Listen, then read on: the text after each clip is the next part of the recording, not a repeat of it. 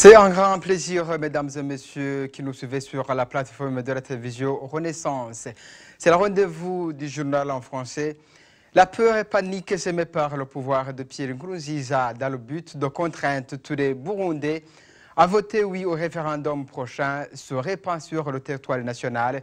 Cependant, les autorités semblent nier les faits, ce qui ne tient pas du moment que les administratifs à la base, à commencer par les administrateurs des communes, menacent publiquement les opposants qui tenteraient de voter non à ce référendum. Suivez le porte-parole adjoint de Pierre Nkurunziza, Alain Nzeyimana. Il s'est exprimé sur les micros de nos confrères de la radio britannique BBC. Écoutez.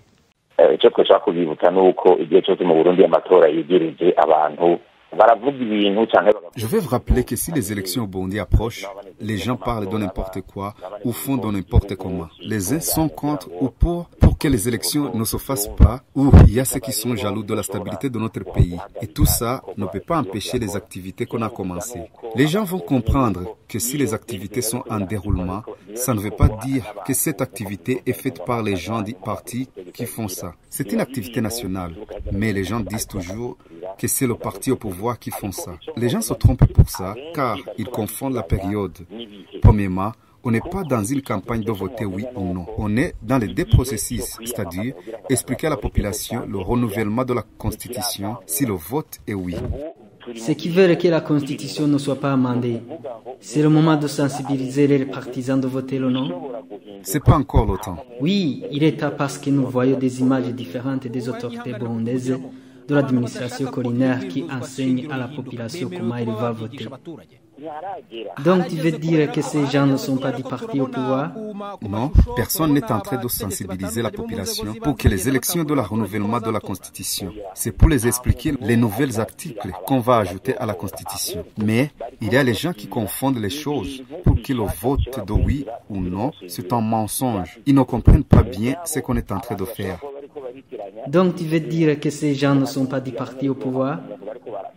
Je ne sais pas si vous vous souvenez, le 12 décembre 2017, quand le président Nkurunziza a prononcé son discours en disant que l'activité d'expliquer à la population ce qui se trouve dans la Constitution a déjà commencé. Par contre, les gens confondent ce qui se trouve dans son message. Il a clairement dit, c'est le temps d'expliquer à la population. Nous demandons aux gens de ne pas empêcher ce travail. Alors, comprenez bien que les gens confondent les choses. Puisque tu viens de nier que ces propos lancés de part et d'autre et que tu ne les as pas même entendus, je te donne la chance d'écouter les airs. Ça prend au moins 27 secondes afin de continuer après. S'ils nous ont trompés en 2015, nous avons compris. Ceux qui sont venus vous expliquer les autres propos en contestant le oui et le président Nkurunziza casser la tête. Vous avez compris? Vous allez m'appeler seulement le contestataire étant ligoté.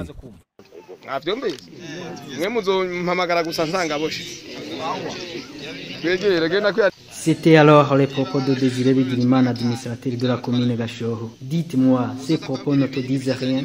Écoute, si les gens écoutent les voix audio des gens, tu ne peux pas comprendre l'origine de ces voix ou même la personne qui a dit ça. S'il y a des gens qui confondent la période de l'activité ou enseigner les choses contraires, ils sont hors la loi. Et au Burundi, on obéit la loi.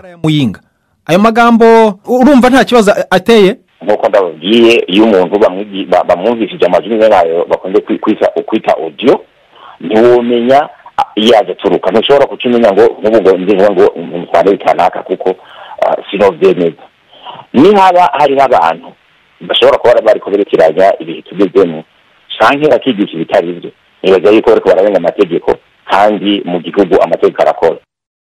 Voici un autre exemple parmi plusieurs d'autres. Il est le secrétaire communal de Butihinda et président du parti CNDD-FDD dans la même province de Muyinga au nord-est du Burundi, qui interpelle les membres du CNDD-FDD de dénoncer tous ceux qui seront coupables de voter non au référendum.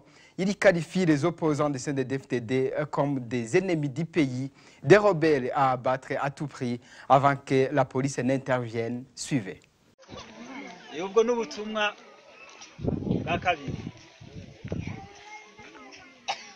Tukiri kuri ico gikorwa cyo kwemeza ibwirizwa shingiro murazi yuko abavyonzi batabura sivyo injavyi ntizibura.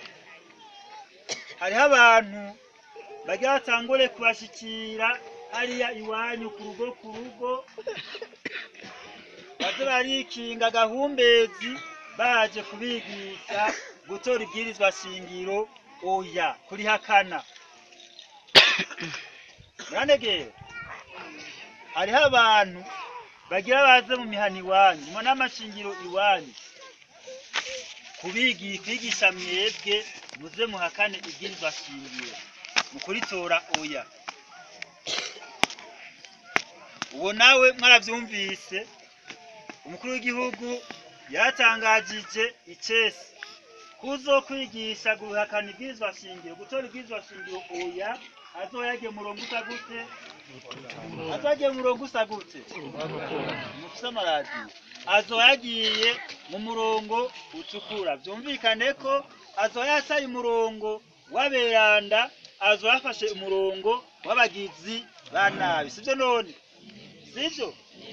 Turabasavye rero mutubere ijisho hariya mu nama shingiro iwanyu hariya mu cimbiri iwanyu uwo wese na cyane cyane igipinga abo mizero y'abarundi nabo mu yindi migambwe bone yagoranye cyane muri 2015 mu bakurikiranire hafi ijisho kurindi umwanya ku mwanya abo nibo njavyi za mbere tuzobadufise. Sivyo muce kuja wero musi nyene uzofatwa ariko arigisha guhakana ibwirizwa shingiro muce mumuduha twebwe. Muranegera muzoce mumuduha opeje ntazorinda gushika nkatura tumwitore hanyuma cyo duhuza ubwayi rero azosigara avuga wabimutumye n'icatumye kumbure bagira gute bayimutumye nitugese ne defuded turakabandanya hanyuma sende defuded songa mbere Nyarugamba shiriya kumutumba mugahahe nta ukorako nibishoboka bavuga bati nibishoboka nta ukorako nibishoboka nta ukorako izaga cyaratuvunye nta kurekura nta kurekura hongora injavyi uturi imitego hongora injavyi uturi imitego hongora injavyi uturi imitego hongora injavyi rero tugira duhongore nizo zigira zije kwigisha guhakana ibwi. Dans ce même ordre d'idées, des exemples, un jeune homme de la province de Changuzo, à l'est du pays, dans la commune de Tchendajuru, zone Twinwavu, à genoux, tenant la Bible dans ses mains, dans un interrogatoire d'un responsable de la police et de la localité, s'explique sur sa position qu'un chrétien ne devrait pas prendre part à ce processus de référendum pour ces irrégularités. Le responsable de la police qui cherche son identification chercherait à l'arrêter et l'on craint à sa sécurité. Voici son image et ses réponses.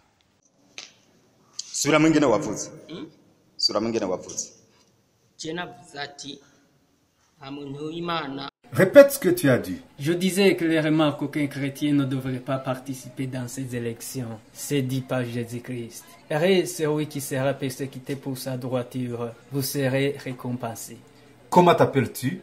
Moi, je m'appelle Bizimana Simon. Quelle est ta colline? Colline Gisoro. Quel est le nom du chef de colline? Nimhamar. C'est quelle zone? Zone Twinwavu. Ok. Zone Twinwavu. Poursuivons notre journal pour la plateforme des partis de l'opposition. Dr Jaminani, le président, salue le courage de certains Burundais qui ne cachent pas les désolations par rapport à ce processus qu'il juge biaisé. Il conseille aux membres du parti CNDD-FDD de se désolidariser avec Pierre Nkurunziza qui veut replonger le pays dans le chaos en renversant les accords d'Arusha. Sinon, le référendum, quant à lui, n'a plus sa signification. S'il faut que tout le monde élise le oui, on l'écoute. S'inscrire pour participer dans des élections, c'est le droit de tout un chacun. Et dans ce cas, personne n'est forcé pour élire. Aujourd'hui, nous pouvons affirmer, sans se tromper, que ce ne sont pas des élections. Pierre Nkurunziza a ses plans depuis longtemps. Il ne devrait pas donc associer dans la danse les Burundais en passant par des intimidations pour achever ce qu'il a préparé. Je voudrais en passant saluer le comportement de la jeunesse qui a pris le devant pour contester ces élections forcées qui ne visent qu'à enterrer l'accord d'Arusha. Pierre Nkurunziza devrait plutôt s'interroger: est-ce que suis-je toujours le président bien-aimé que les Burundais ont connu? Il devrait prendre le modèle d'autres présidents africains comme Jacob Zuma, Mugabe et concrètement au premier ministre éthiopien qui a réalisé que le peuple ne le supportait plus et a décidé de démissionner. Les membres de son parti, le CNDD-FDD, devraient faire pareil. Le cas le plus récent est l'ANC en Afrique du Sud, sinon tout le système va tomber.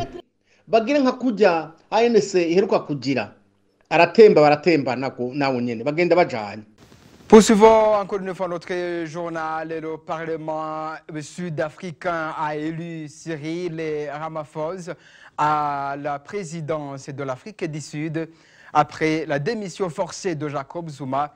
Cyril Ramaphosa a prêté serment ce vendredi en tant que nouveau président de l'Afrique du Sud après que Jacob Zuma ait été contraint de quitter ses fonctions mercredi soir pour les accusations graves de corruption de ses compatriotes. Ramaphosa promet au peuple sud-africain de relever l'économie en éradiquant la corruption qui gangrène le parti de Nelson Mandela. Voilà, c'était ce vendredi qu'il a prêté serment.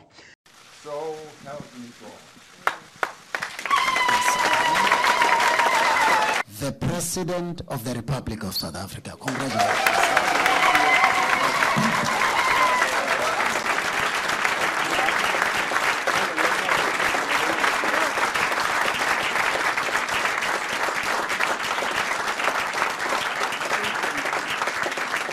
Et la démission ce mercredi du président sud-africain Jacob Zuma, empêtré dans plusieurs scandales de corruption, a sonné comme un coup de massue pour le régime de Bujumbura de Pierre Nkurunziza.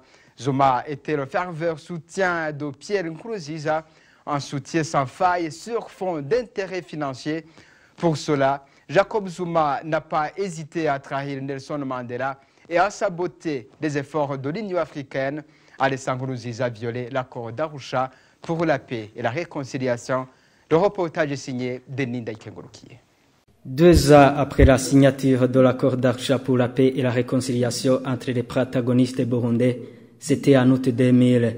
Jacob Zuma a joué un rôle important en tant que le facilitateur des négociations entre le pouvoir de Pierre Buyoya et le mouvement rebelle. Jadis, Jacob Zuma était vice-président de la République. La facilitation qu'il a menée a abouti à un accord de cessez-le-feu entre Bujumbura et 4 mouvements rebelles, dont celui de Pierre Nkurunziza au CNDD-FDD en décembre 2002. Pendant les négociations, Jacob Zuma avait empêché les mouvements rebelles de ne pas pouvoir évoquer les questions pouvant violer les accords d'Arusha. L'Afrique du Sud a envoyé également ses troupes au Burundi pour soutenir et consolider ces accords de cessez-le-feu. Le régime de Pierre Nkurunziza, qui a commencé en 2005, Jacob Zuma restait proche du pouvoir de Pierre Nkurunziza, qui a même octroyé un contrat d'exploitation du nickel à une société sud-africaine par le biais de Jacob Zuma. Jacob Zuma a eu également une occasion pour démontrer sa reconnaissance envers son homologue Pierre Nkurunziza lorsque celui-ci est mis à la tête de la communauté internationale quand Nkurunziza s'est octroyé un 3e mandat en violation de l'accord d'Arusha et la constitution burundaise, créant en fait une crise politico-sécuritaire, alors que le Conseil de paix de sécurité de l'Union africaine avait demandé une force pour la protection et la stabilisation au Burundi. Jacob Zuma et d'autres chefs d'État, dont le président gambien Yahya Jammeh et l'Égyptien Abdel El Fattah al-Sisi, ont fait tout pour saboter l'envoi de ces troupes de maintien de la paix. Lorsque l'organisation panafricaine l'a envoyé au Burundi en février 2016 à la tête d'une délégation de 4 présidents africains et le premier ministre éthiopien pour convaincre Pierre Nkurunziza de négocier avec l'opposition qui a fui le pays, Zuma restait seul à Bujumbura. Après le départ de ces chefs d'État,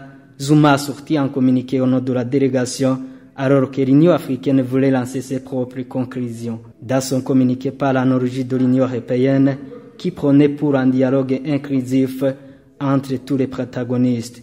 Quant au président sud-africain, encourager le pouvoir de Bujumbura de dialoguer avec son opposition en ignorant le Senarede, la plateforme de l'opposition qui regroupe la grande majorité de l'opposition en exil, alors que l'Union européenne demandait la reprise de l'aide internationale à l'amélioration des conditions sécuritaires et humanitaires dans le pays. Jacob Zuma avait lancé un appel à la communauté internationale de reprendre son aide au Burundi sans condition. Et les Burundais, surtout les militants du CNDD-FDD, devraient prendre exemple de l'Afrique du Sud et refuser d'être gouvernés par Pierre Nkurunziza et sa clique. Ceci est dit par Dr Jaminani, président de la plateforme de l'opposition au Senarede. Selon lui, la démission de Jacob Zuma est une occasion rêvée pour le Senarede parce que Pierre Nkurunziza vient de perdre un grand soutien avec le départ de Zuma. On l'écoute.